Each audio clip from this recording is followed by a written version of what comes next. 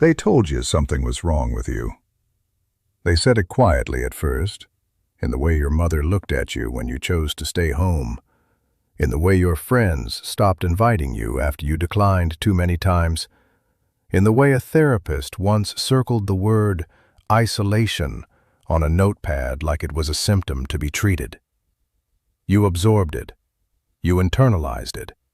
You started performing connection you didn't feel, showing up to rooms that drained you, laughing at things that bored you, because you were taught that solitude was a wound and the crowd was the cure. That is the lie they fed you. Solitude is not a disorder. It is not loneliness wearing a mask. It is a specific architecture of power that most people will never access because they are too afraid of silence to hear what it says. The crowd does not produce great men. It consumes them. Every sovereign mind in history understood this. Every empire, every philosophy, every revolution that actually changed the world was born in a room with one person and no audience. There are 6 specific signs that you were built for solitude. The 6th one will not just explain you. It will explain why you have always been feared without understanding why. If you are not ready for this, close the video. Go back to the crowd. But if you want to know the truth about what you actually are, stay. And do not look away. Phase 1. You think cleaner when you are alone. Most people require other people to think. This is not a compliment to human connection. It is a structural weakness. The average man does not have thoughts. He has reactions. He borrows opinions from whoever spoke last, anchors his identity to the nearest social consensus, and calls it a personality. You have watched this your entire life and felt vaguely disgusted by it without knowing why. You were brainwashed to believe that collective thinking produces better outcomes, that 2 heads are better than 1, that collaboration is strength. But Machiavelli understood what that belief costs you.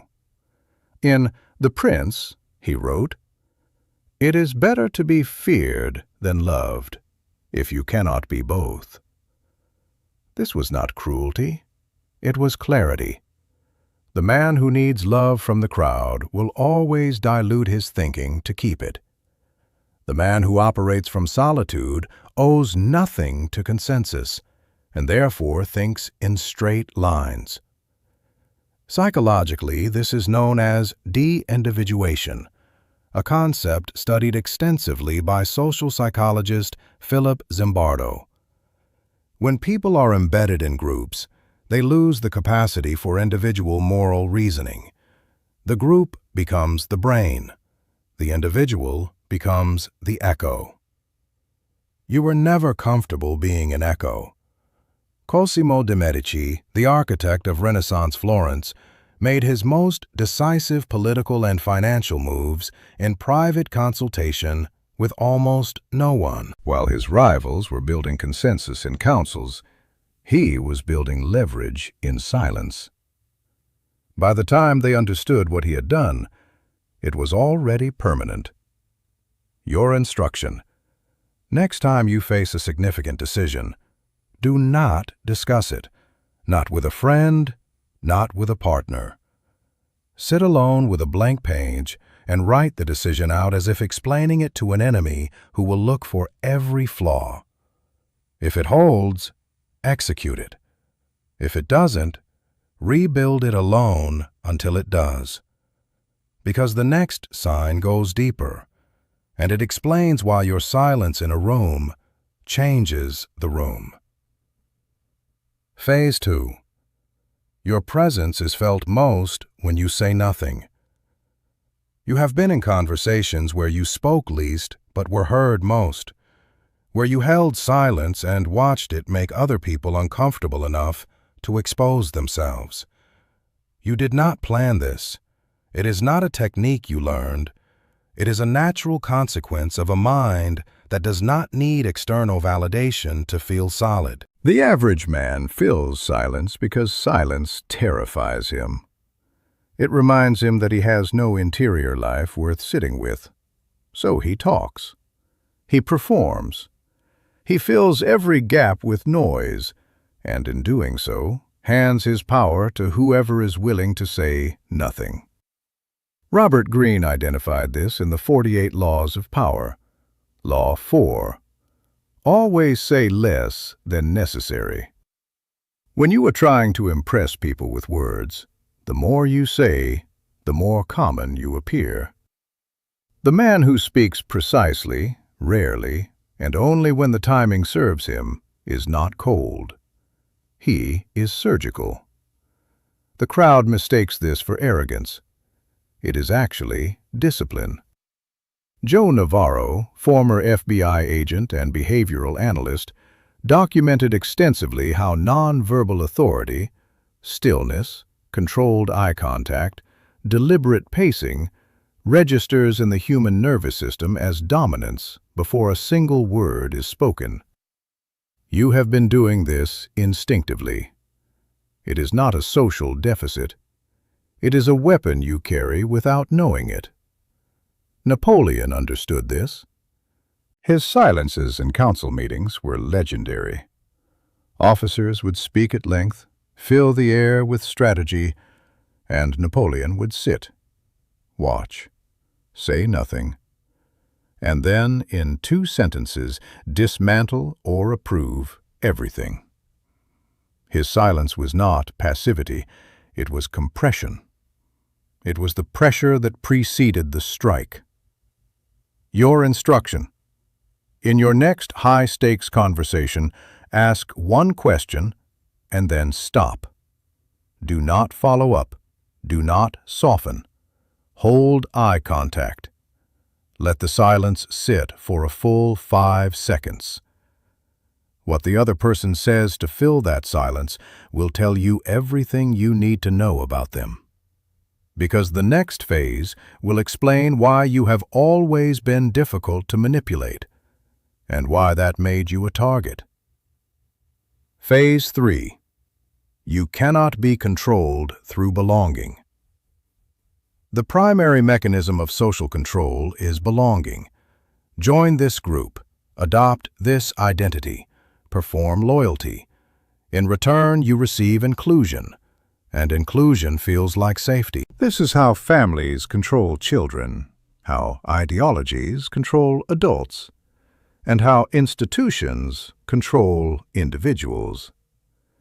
The entire architecture of manipulation rests on one assumption: that you need to belong. You don't. You were brainwashed to believe that your discomfort with tribal belonging was emotional damage. That somewhere in your childhood, some attachment failed, and now you cannot connect. That is the therapeutic language of the crowd, attempting to pathologize what it cannot control. Attachment theory, developed by John Bowlby, does describe how early relational experience shapes adult bonding patterns. But what it does not tell you, what they deliberately omit, is that some individuals develop what researchers call autonomous attachment, a secure, self-referential internal structure that does not require external validation to remain stable. This is not damage. This is architecture. Galileo was placed under house arrest for refusing to let institutional belonging override his observation of reality. The church offered him safety, community, continued respect, all contingent on one thing: agreeing with the crowd. He refused. He spent the rest of his life alone and changed the course of human knowledge permanently. The crowd that condemned him is forgotten. His name is permanent. Your instruction: identify one group, social, professional, ideological, where you perform loyalty you do not feel. Stop performing it this week. Do not announce it. Simply withdraw the performance. Observe who notices and what they use to try to pull you back. That is the mechanism of control revealing itself. Now you see the cage. Comment below. I operate alone. Phase 4. You recover faster in silence than in company. When something breaks you, and things have broken you, your instinct is not to call someone. It is to go quiet, to disappear into yourself, to process in the dark without an audience. The crowd was taught to call this avoidance. It is not avoidance. It is integration. The average man runs toward distraction after pain. He fills the wound with people, noise, alcohol, screens, anything to avoid sitting with what happened. This does not heal the wound. It freezes it. He carries it forward, unprocessed, until it surfaces as anger or bitterness or a pattern of self-destruction he cannot explain. You process pain differently. You go cold. You go still. And in that stillness, you metabolize what happened and emerge from it restructured rather than merely recovered. Psychologist Carl Jung called this the process of individuation, the integration of shadow material, the parts of yourself most people refuse to examine. Most people never individuate. They die as the first draft of themselves.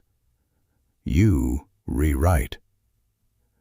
The Spartans, after catastrophic military defeats, enforced silence on their warriors. Not grief, not mourning, not public processing. Silence.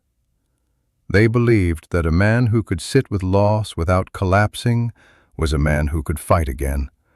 The ones who could not were quietly removed from battle positions. Strength was not the absence of pain. It was the capacity to metabolize it without breaking formation. Your instruction: the next time you are in pain, give yourself 48 hours of absolute solitude before discussing it with anyone. Write what happened in cold, precise language, not emotional language, precise language. Third person if necessary. Describe events as they occurred. This is not suppression. This is surgery. You are removing what does not belong and suturing the wound with clarity. Phase 5. You have always kept a version of yourself that no one knows. There is a room inside you that no one has ever entered. Not a lover, not a friend, not a therapist. You have never fully translated it into language because you understand instinctively that translation is reduction. And some things lose everything in the reduction. Most people would call this secretiveness. They would call it emotional unavailability. They would try to unlock you. You were brainwashed to believe that full disclosure was intimacy, and intimacy was health. This is one of the most dangerous beliefs the modern therapeutic culture has produced. Full disclosure is not intimacy, it is exposure. And exposure to the wrong audience is not vulnerability, it is defeat. Machiavelli wrote in The Prince, "Everyone sees what you appear to be, few experience what you really are." This was not advice to be a fraud. It was a description of power.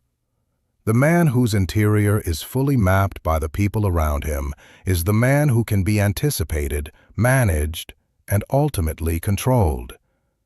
The man with an unmapped interior cannot be predicted and cannot be disarmed. Greene codified this in Law 3. Conceal your intentions. Keep people off balance and in the dark by never revealing the purpose behind your actions. Your instruction: stop explaining your decisions to people who did not ask for the reasoning.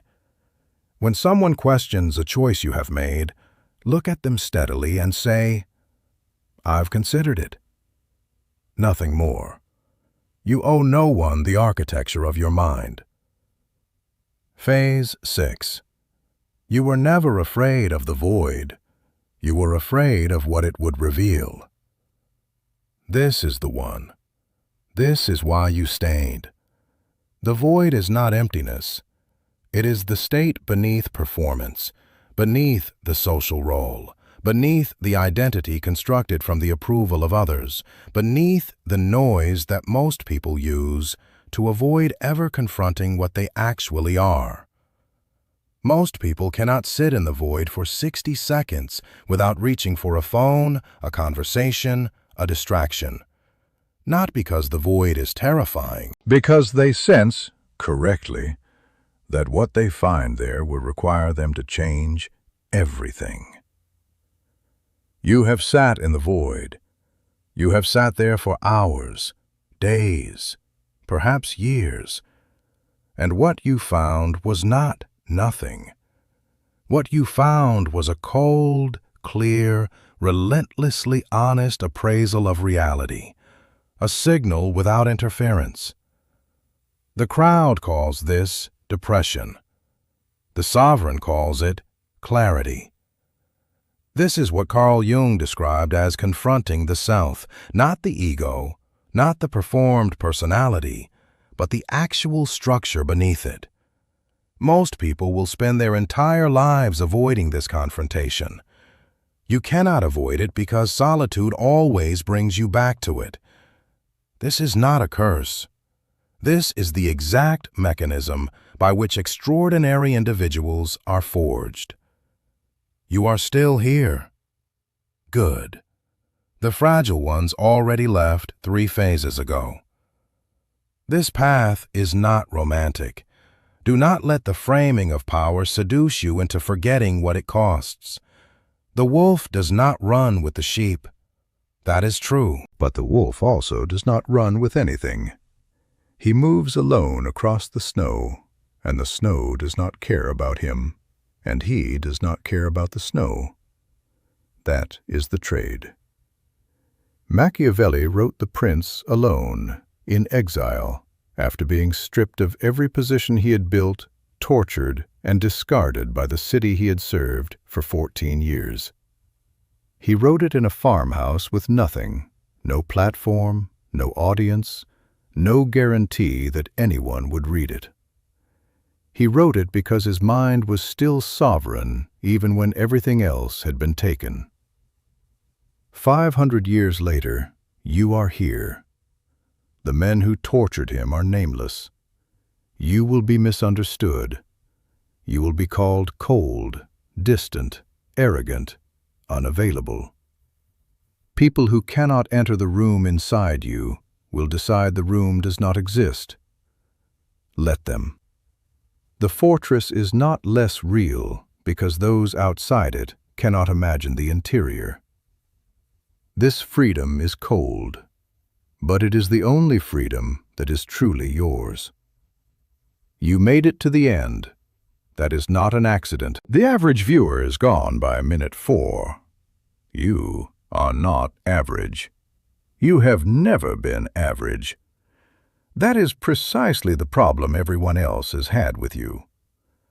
What you heard in this video is not motivation. Motivation is for men who need someone else to start their engine. This was a mirror. And if you recognized yourself in it, in the silence, in the vault, in the void, then you already know what you are. Subscribe not because I asked you to. Subscribe because you are done being diagnosed by people who were never capable of understanding you. Subscribe because you want more of the signal and less of the noise. And if you want what I cannot say publicly, the frameworks, the strategies, the analysis that the algorithm does not favor, that is behind the membership. The door is open, but only to those who are already walking toward it.